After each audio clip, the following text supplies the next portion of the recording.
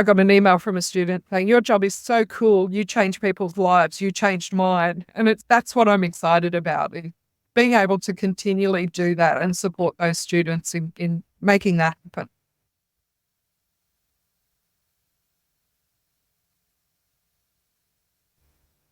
Good day and welcome to the Global Horizons podcast. I'm Marina Hortman. This is the podcast for Australian international educators. G'day, and I'm Rob Malicki, and we are on Gadigal land today in Sydney. Our guest is also on Gadigal land. Thank you for your company today, wherever you're joining us from. Today's guest is Michelle Kofod from the University of New South Wales. She's the lead for Learning Abroad short programs and study abroad. Michelle, thank you for joining us on Global Horizons.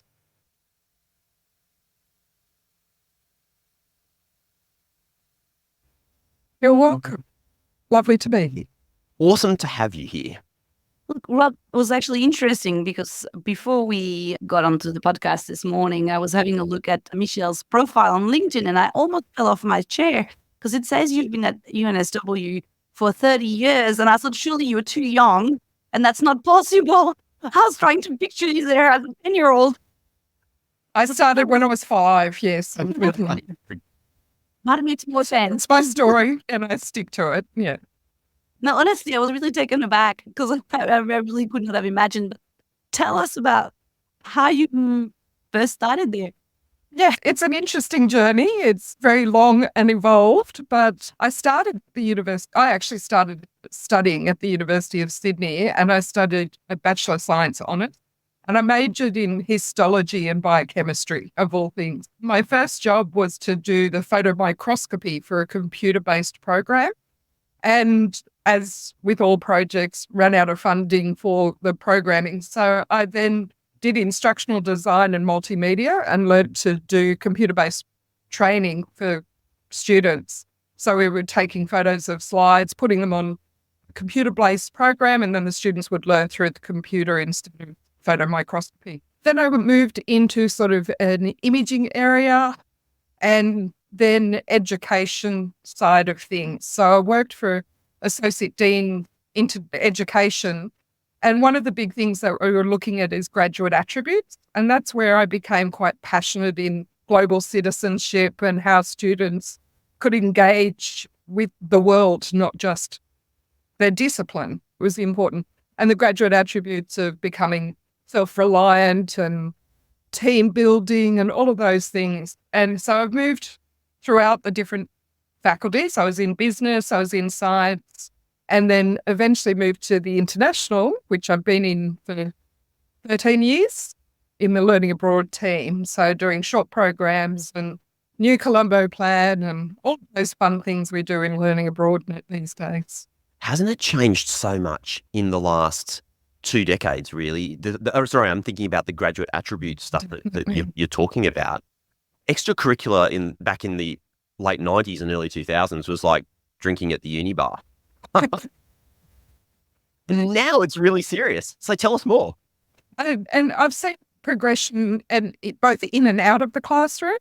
Graduate attributes over the last 15 years, there was a lot more focus at the universities about embedding them in the curricula, as well as the co-curricular and then the extracurricular. The uni bar is the extracurricular or clubs and societies, but that's where Learning Abroad gives them all those capabilities that they wouldn't get just sitting in a classroom learning texts or traditional lectures. The education had evolved in the fact that it's a more holistic approach to learning. It's not just about content delivery. It's about teaching students the skills that'll them up. We often say that graduate attributes is the thing that'll get you fired if you haven't actually learnt how to do those things. Okay, so before we get into too much detail about Learning Abroad, how about we just go to the top level of Learning Abroad and just talk a little bit about what it actually is and what it entails. So at New South, what do you guys consider Learning Abroad to be? So for UNSW, Learning Abroad is encompassing term for all our programs where students either go abroad or either come to UNSW for non-award short programs. So for the outbound area, it includes the exchange, the traditional exchange program, but then short programs could be anything from a short course Some are WID programs at a host institution. It could be international internships, placements, industrial training for engineering. We also consider things like conferences, some volunteer and research. They'd be the main things for outbound learning abroad, and a lot of faculty-led programs. And then inbound, we've got the traditional exchange, study abroad, where students pay fees to UNSW for a short-term period. And we also have a research practicum. So the term learning abroad is all-encompassing for all of those areas for us. And to what extent is that stuff managed out of your office as opposed to being managed out in the faculties? The majority of the exchange, study abroad, all the incoming programs are managed through our office. The outbound programs, exchange short programs with partner relations and third-party providers are managed in our office. Most of the faculty-led programs are done within the faculties. However, we support all programs with the pre-departure material. It's standardised across anyone that's going abroad. Work integrated learning, we have a central division called Will Central, and they manage a lot of the outbound placement areas, but we support them as far as the pre-departure and also funding through the New Colombo plan. How many students do you manage with your team? Found pre-COVID, we were just under maybe 5,000 students a year going outbound. And Wow. inbound, I think it's about 2,500. Yeah, wow. Those are big numbers. That means a lot of complexity, doesn't it? It does. A lot of complexity. We have the complication of, or the advantage that we've got a 3-term system, a 3 plus a summer. We have 4 intakes of incoming students a year. We have rolling admissions for research students. And then we have several different basically rolling times of when students can go outbound throughout the year. So there's a lot of coming and going at any one time. And what's the size of your team, of the learning abroad team? 11 staff members. Which immediately makes me start to think about the fact you guys must be doing something right in terms of managing volume and complexity. Knowing, of course, that stuff always seems overwhelming, but clearly you've got good systems and processes in place. Maybe we can dive into that a bit, because everybody in their work, whether in learning abroad or not, has to deal with levels of complexity and volume. Can you tell us a little bit about how you think about those things, Michelle, in your work about dealing with volume and complexity? Definitely, it's an evolution over the years, but one of the things is using technology. So what are the things where we could outsource? We don't have additional staff, we don't have additional resources, but we can use technology to outsource a lot of those things and streamline the processes. A lot of processes are manual, where we had to individually enroll students, for example, that are incoming, looking at systems and processes of where students could self-enroll rather than us having to do it manually. The other thing is looking at all of the processes that we do and what's the purpose of it. So if we're collecting data and putting it in something and it's a manual process, do we actually do anything with that data? Do we need to do it any longer? So trying to get rid of those things that we were doing for historical or hysterical reasons we were doing them. And so now's the time to look at things, and not now, but all the time, reevaluating what are we doing and why are we doing it.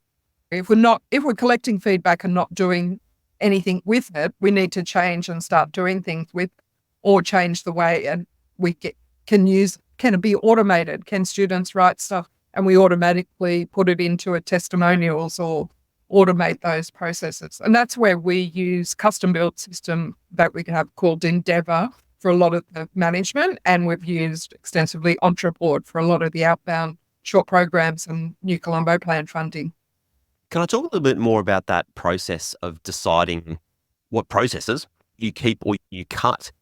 How do you manage that? How do you approach that? Is that like an annual review where the whole team sits down and you look across the board? Or is it literally that you're trying to encourage people to constantly think about the actions they're taking and whether or not it can be improved or retired altogether? I've actually got a meeting meeting reminder that comes up every Monday at 8:30 to my whole team that says, what's the one thing you can do this week that'll make next week easier?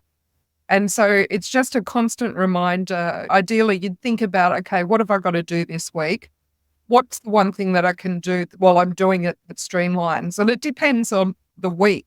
And it might be processing confirmation of enrollment, and that's requiring a lot of things. So sit back, what can we do to streamline it, and then go and do it.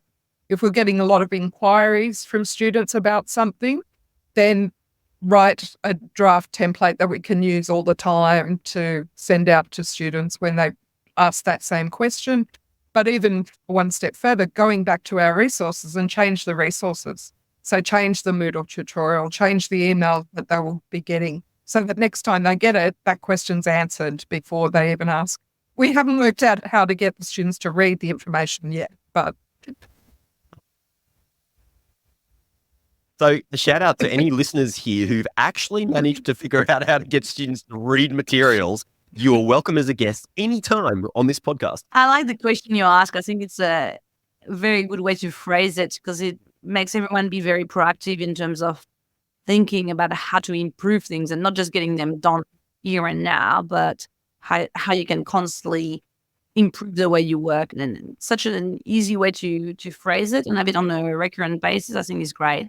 We do periodic reviews of the processes and we try and change it in the instant we find a problem. We're working with the Global Society, for example, on having a spreadsheet where we can, the minute there's an issue, we submit it. Otherwise, we think about it, we talk about it, but nothing ever changes. It's about being proactive and change it when you identify the problem instead of waiting for an annual review. And we still do annual reviews, or maybe every 2 years or every 6 months, depending on the program and the process. If it's working, don't mess with it. But if something's not working, then sometimes we need to go back to scratch and think, okay, if we built this again, how would we do it? You can't afford to miss the Australian International Education Conference, happening from the 22nd to the 25th of October at the Melbourne Convention and Exhibition Centre. AIEC's the place to meet over 1,600 international education delegates from Australia and overseas. Build your own learning schedule, get insights from sector experts, new research findings, and spark ideas at lively discussion sessions. Plus, there's plenty of networking opportunities, from the expo hall to brain dates and social events. Make sure you're at AIEC 2024 in Melbourne. Learn more at aiec.idp.com. So let's take that a step further. I'm fascinated. This is such a funny thing. If you went back 10 years and said that one day I would be fascinated in task management and how to organize your day, right? You're laughing. For clarity, if anyone doesn't know on this podcast, Marine and I are married, and we also ran AIM overseas. It was a very successful learning abroad program for a provider for 13 years. So Marine has seen things evolve in my workload. I was just not a person to like document tasks and things like that to begin with, but I've come to love it. How do you manage that day-to-day workload, task management and things? A series of different things. So previously what we used to do is try and have manuals for everything. So in learning abroad, there's also a regular changeover of staff. So it's really important that you document processes. Also, because of the life cycle of things, you might do something once. It might be one funding round or one special grant that you don't do again for another 12 months. And it's so easy to forget what the processes were that you did. So documentation is the biggest thing. So we used to have manuals, but now we're putting process in Entreport so that we can actually document our processes, and they're small chunks rather than a long, big manual, and you can just go in and see each of the individual sections. For the day-to-day things, I actually use Planner. It's a project management tool similar to Asana. There's a lot of them on the market, but I use Planner because it's linked in with Microsoft Office. So I can set things, and if I have a high priority in an email, it automatically feeds into Planner. So it's a way of doing it. So we'll have a card where we list the things that have to be done within that project, and you can assign it to people, you can put deadlines on it, and it helps the workflow. And then it's not me reminding staff that something needs to be done, it's the system will automatically send reminders as well. I don't like to nag. Really tactically, how do you approach your day? Do you come in and sit down and look through Planner, look ahead at what's coming up? Is that a weekly process? How does that look for you? Both. So I do it as a weekly process of, okay, what are the deadlines that are coming up? What do I need to have accomplished today? I have a running sheet in Planner of what's the critical things today. Sometimes that critical things today gets moved along the baskets of Monday, Tuesday, Wednesday, Thursday, because used to have a to-do list, but it became a novel and it was a work of fiction. I'd never get through it. I have everything in Planner, but that's a best case scenario. And then I have a separate card. That's what's the urgent stuff that has to be done. And so it's more about priority management than time management, not having just a list of things to do, but having a shiftable list of things to do. And that's where something like Planner or Asana, you can move the priorities. It might be a priority today, but something else comes in that's a higher priority.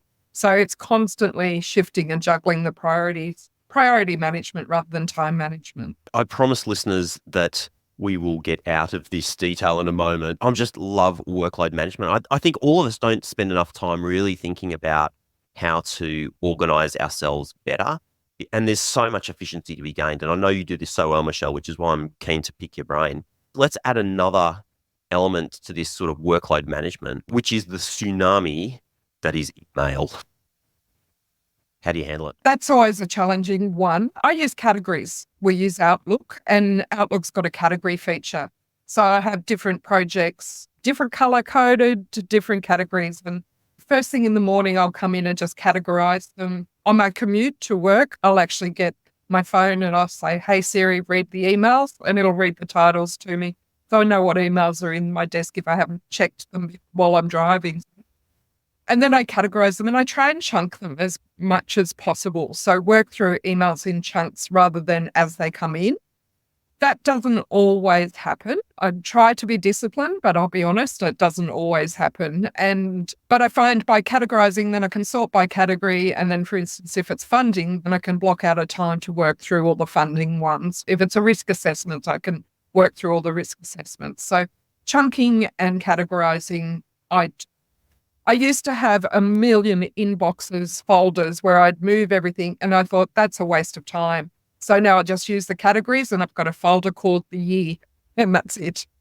So once it's actioned, it moves into the year folder. And I decided that categorizing is one click, whereas finding folders when you've got endless stream of folders is dragging and finding where they are. Then trying to search in those folders was difficult. So I just have one folder for the whole year, and it's all categorized by labels. Fantastic advice, Michelle. I'm keen to now move on to the New Colombo Plan, because you've got heaps of experience with the New Colombo Plan. For those who are listening that might not be familiar with it, if you're from outside learning abroad, New Colombo Plan is an Australian government scholarship program, started in 2013, and it has two components. The first is an elite, if you like, scholarship program for about 100 to 150 best and brightest students from around Australia. They get funded like up to $60,000 to spend up to 18 or 19 months out in the Indo-Pacific region, studying, doing internships, mentorships, language training. And then the other side of that is a mobility program where universities apply for grants, and there's about 10,000 students a year receive funding from the Australian government to have other sorts of experiences around the Indo-Pacific region. On the subject of NCP, New Colombo Plan, Michelle, what changes have you seen in learning abroad in the 10 years since it's been implemented? I think the biggest change that I've seen is the destination choices. So prior to the New Colombo Plan coming, our biggest market was students wanting to go on exchange, wanting to go to the US, UK and Canada. While that hasn't changed significantly and students still want to do that for exchange, there's been a big shift that, for instance, China is now our number one destination across all learning abroad programs. And that's because we've had a significant amount of funding in the short-term spaces for China, India, Indonesia. So there's been a big shift from where students are going because they do tend to follow the money. But not only that, there's more and more programs, study tours being offered from faculties because they've been able to instigate programs with the funding. We've also seen a shift in the students that go. So not only the students that could afford to go, it has actually opened doors on accessibility. So we're seeing more students that wouldn't have normally travelled, and they probably may not still go on exchange, but they can go on those short-term programs. So we've seen a significant increase in the short-term programs that are available for students. We've probably got a lot more programs than we had. We definitely have a lot more programs than what we would have had 10 years ago. So there's new initiatives coming out. There's really cool things that students can do now, whereas there was just maybe a select few study tours, exchange, and there was a limited options. So there's an increase in options, increase of where they can go, and increase in diversity of the types of students that can go on the programs. It's made a big impact. And is the impact still true now post-COVID? Because we've seen quite a rise in terms of the prices of airline tickets. It's been getting dearer to travel. And of course, those kind of trips need to be organized in advance. How does it work for the students? Do you see a shift, or is that still fine? It's still recovering, let's put it that way.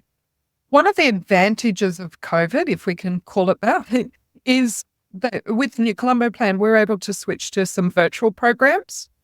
And we're able to increase diversity from that. So students that can't afford to go on the travel programs, we're able to do virtual programs. And with the return to travel, we're finding that if we can still keep a virtual option open, it may not be funded, but it's a lot cheaper option for some students. So we're trying to keep that diversity by having virtual opportunities as well. I think the funding still does assist students go, and it doesn't cover all their expenses. As you say, the accommodation's more expensive, flights are more expensive. So they are having to contribute more. So it's been a little bit slower to recover, but I think it will recover. They've had 2 years to save money to travel, been able to travel for several years. But economically, it is tough for students. It is getting more challenging. So we're fortunate that we've got a lot of NCP funds to assist the students as much as possible. They can also then consider the OS help in conjunction with the NCP, so it's nearly all paid off. But we are seeing an increased resistance in students wanting to add more debt to their HECS. That's been a shift since post-COVID. All of this extra programming, lots more extra programming, lots more funding, that means a greater need for central offices such as yours to collaborate with faculties. Is that a fair assessment? Definitely, yes. Let's dive into the detail of that. Do you have any advice for people? And this kind of cuts across not just people working in learning abroad, but more generally international. Advice for working with our cousins out in the faculties on how to optimize collaboration. I think the key is that as a learning abroad team, we're a central unit, but our remit is to assist the faculties in implementing what they want to do.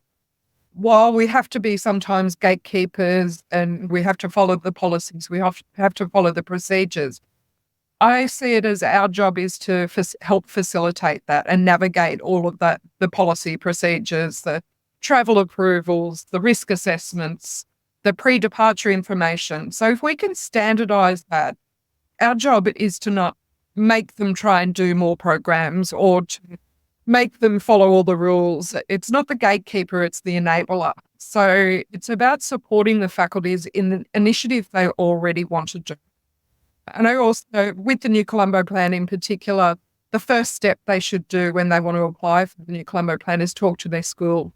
Does it fit and does it align with their own personal agenda, the school's agenda, the faculty's agenda, the university's agenda, then the NCP agenda, before even considering putting in an application. So it's alignment across the whole university, and then you get greater buy-in, and it's providing support for the faculties rather than just the gatekeeper for the faculties. And I think that's put us in good stead with the working with them. And especially during COVID, a lot of mobility officers lost staff, but we retained all our staff pretty much, other than if people left, because it was that mental availability. They knew we were there. We knew we were supporting. They knew we were helping them switch to virtual programs. So it's been supportive to the faculties makes you worthwhile. What are your sort of touch points with them? Do you do annual activities? Do you have a process that you follow in terms of outreach with faculties, or is it more ad hoc, just on a project by project? A bit of both. So we have, especially just prior to COVID, we had formed learning abroad communities of practice, and that was a good way of engaging with the different faculties. We also report in regularly with the Associate Deans International.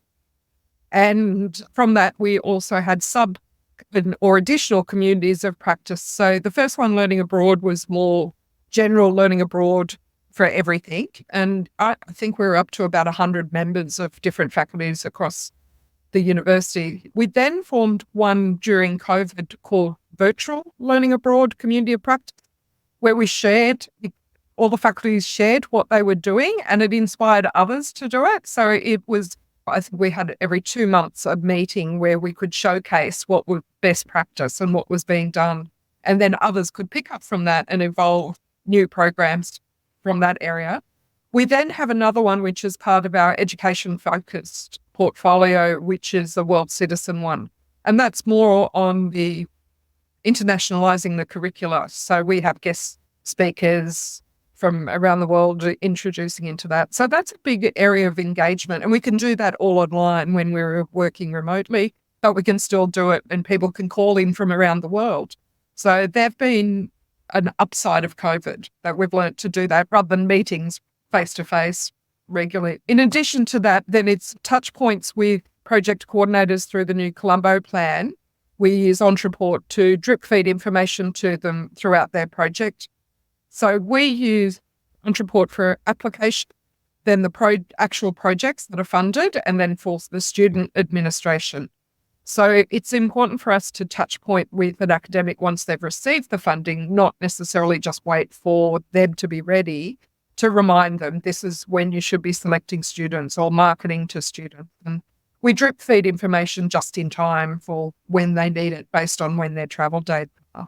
You mentioned that one of the silver linings of COVID was that switch to virtual and some better efficiencies in some ways and additional opportunities. Now that travel is open again, does your team travel in the same way as it did prior to the pandemic? Have you had a shift in terms of how you handle partners, relationships, conferences, and so on? Do you anticipate it to go back to what it was before, or are you tackling it differently? It'll probably be similar to before, but having said that, we were very limited in our travel.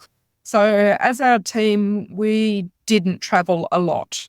So based on the student numbers, we can't afford to travel a lot. There's too many processes. So it was usually each of us would only go to 1 or 2 conferences a year. So it wasn't a huge amount of travel that we did as a team.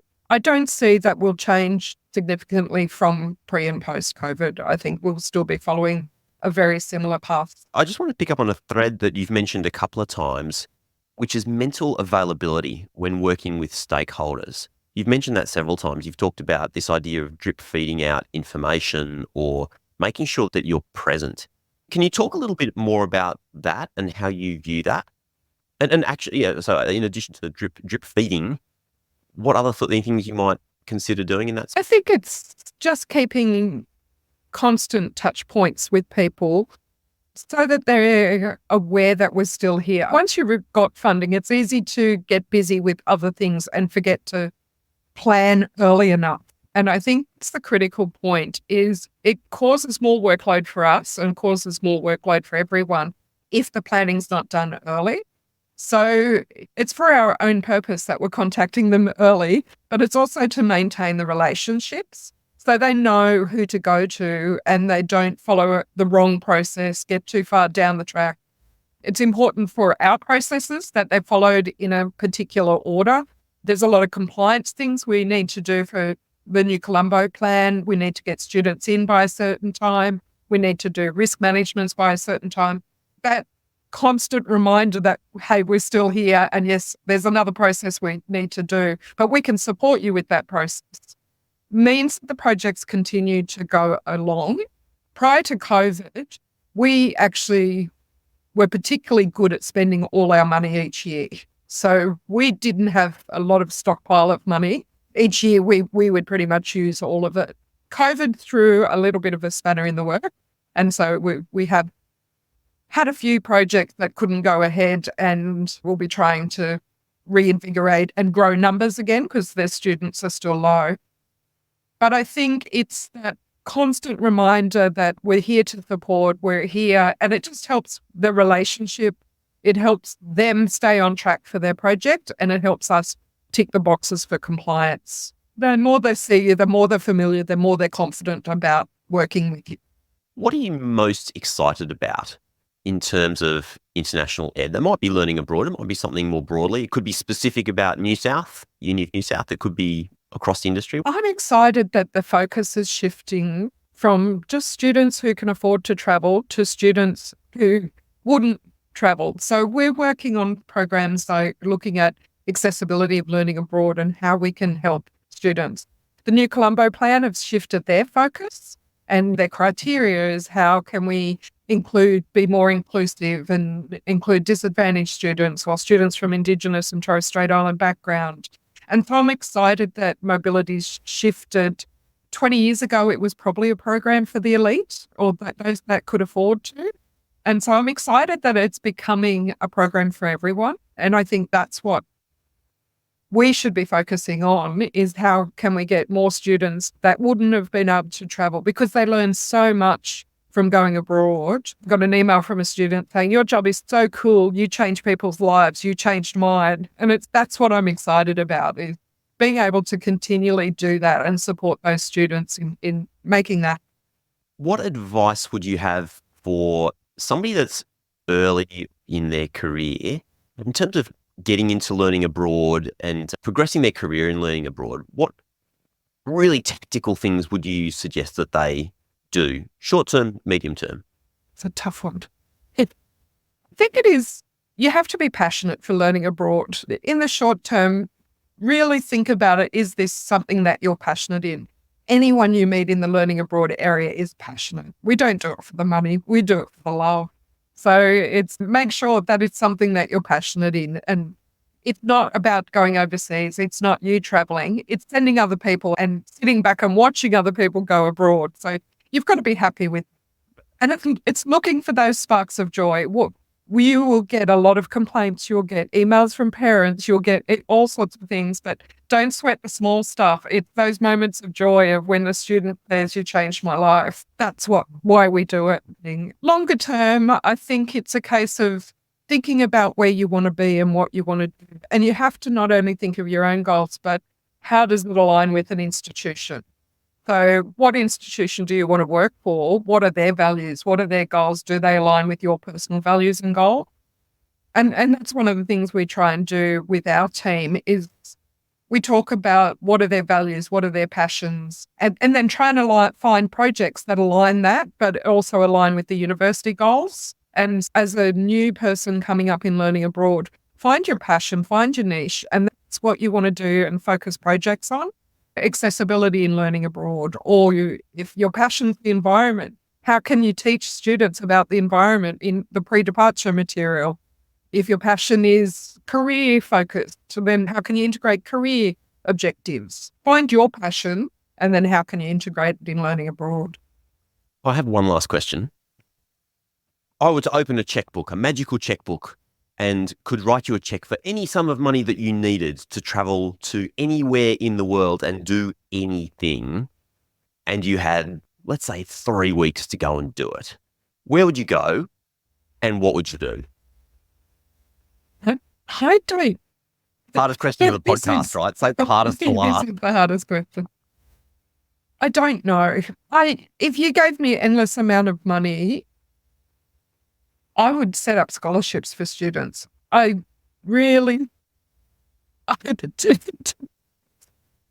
think they are the biggest ambassadors we've got. And I think I might have to go to a few places. I don't think we should focus on one country. So maybe it's a round the world trip for me, round the world ticket, and trying to locate in diverse regions. The high demand where students want to go, but there's also the places where we can provides so much more to a community. Oh, and we can learn so much more from a community. So I think the big thing is providing scholarships, but not just for outbound students, but for inbound students. So a lot of the countries we go to, those countries, their students can't afford to come to Australia. So I think having reciprocal scholarships would be a really powerful thing to be able to offer more to our partners. I feel like sometimes we need to be able to be conscious of not just going in, but how can we actually offer something in return? So I think that's the biggest thing. To change mobility would be to having more inbound scholarships, and so it's a two-way exchange of students. Is there anything random that we don't, that you...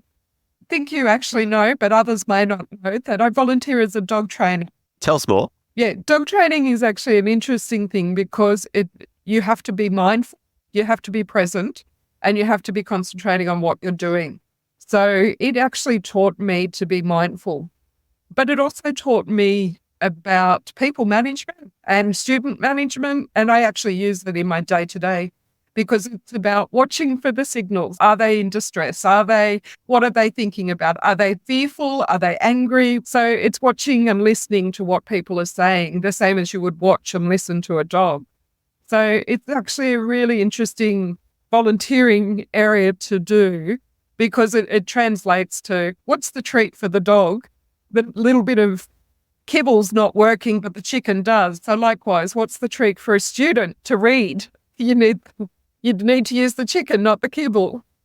It's an interesting way of being able to look at and analyze people and how to motivate people. That's fascinating. And look, have you got one example that could be applied to humans? Like one thing that you notice, for example, if you're in a meeting and you pick up some sort of cue, is there one that's really easy to share? I think it's not necessarily an easy thing, but watching people and what motivates people. So the same as what motivates a dog. Is it a toy? Is it a treat? Is it prey? That's the same with students or team members or staff. It's watching what motivates them. When do they light up? When's that excitement moment? And then that's what you can use to motivate them in the future. So, for instance, the new Colombo plan, money might motivate them, but often that's not the motivation for our student. It's aligning with the sustainability development goals or engaging in a community that's their passion. Finding what motivates people is probably the easiest thing the best thing that I've learned from dog training that you could put in everyday life. What motivates them, and then how can you use that to build success for the future for them? Your volunteering with dog training to me speaks to your generosity, because when we were asking you about, Rob was asking you about the travel and you answered about scholarship, and I think that it's symptomatic to me of how you think. I think you think a lot of others, and whether it's with students, the dogs, it's very much about how to make it a better experience. And you were mentioning receiving a student's email saying, "Oh, your job is so cool. You make, you improve people's lives." And I think that's something that, yeah, you really do. And it shows. I think that's indicative of the industry. Everyone you meet that's in learning abroad is passionate about what they do. They're doing it to enhance the student experience, not for their own gain. We get gain from the students, but it's... But no, Michelle, if someone handed me a check, I'm off to see the Northern Lights. Incredibly generous, and we're very much better for it as an industry. I did have the advantage just before COVID set in. I went to Antarctica for a month on a cruise. So, fantastic. It was life-changing. We went from Uruguay to Falkland Islands, south of Georgia, and down to the Antarctic Peninsula. So I feel like I've done my holy grail of travel, but I might go to the Northern Lights to scope out some mobility options. South Georgia, for those people who don't know where it is, here we're talking off the southeast coast of South America. You've got this wild set of islands that are basically just lashed by Antarctic winds. What's that like? Oh, it's phenomenal. I've never seen so many animals, seals and penguins. As far as you can see, the penguin and the molting season. So there's feathers everywhere, and the landscape is just phenomenal. You can never see it. And we went kayaking about 12 times throughout the thing. And one day you're going through cold water, then you're going through a thin layer of ice where you're cracking the ice with the paddles to get through. And other days there's chunks of ice that you're going through. So it was just a phenomenal experience. Was it scary at the time? Really, I think my only scary point was when a leopard seal was following us. And I was a little bit nervous about a leopard seal, but the rest of the time it was very safe. Yeah. It's not very often I get travel envy, but Marine, I think we've got another one to add to the list. This is not getting any shorter. Thanks, Michelle. So you won't be giving me the money, you'll be keeping it.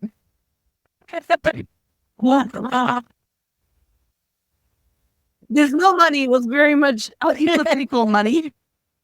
Michelle, it's been awesome chatting with you on the podcast today. I'd love to do a round 2 at some stage because I know you're a wealth of knowledge, very generous with the way that you share that with learning board practitioners around the country. So thanks for joining us on today's episode of Global Horizons. Thank you very much. Have a lovely day. The Global Horizons podcast is brought to you by the Global Society, Australia's learning abroad support company. For about 10 years, the Global Society has been supporting Australian learning abroad teams with technology, training, consulting, strategy, marketing, you name it.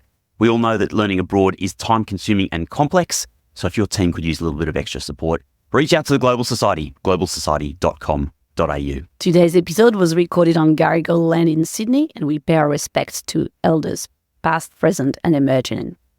Thank you. See you next time.